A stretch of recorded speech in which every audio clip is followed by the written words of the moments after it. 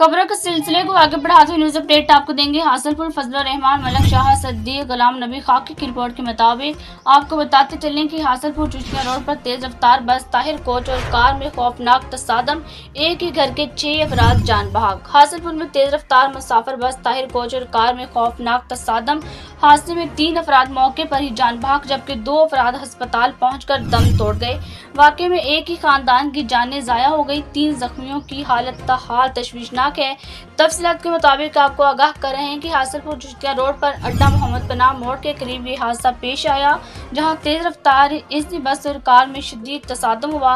Rescue जिले के मुताबिक कार में सवार 8 अफराद में से 3 अफराद मौके पर ही जान भाग जबकि 4 जख्मों की ताब न लाते हुए तहसील हेडक्वार्टर अस्पताल आकर दम तोड़ गए। जान भाग होने वालों में सरदार मोहम्मद, इनकी अहलिया अकीला बीबी और बेटी महानूर भी, आसफ नवीद और बेटा बासत नवीद शामिल।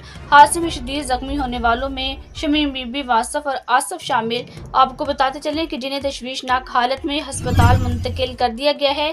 जान भाग का अफराद का ताल्लुक चुचिया के नवाही इलाके बख्श खान से बताया जाता है। रेस्क्यू टीमों ने बर वक्त कार्रवाई करते हुए जख्मियों को अस्पताल मुंतकिल किया जबकि पुलिस ने बस को तहवील में लेकर कार्रवाई का आगाज कर दिया है।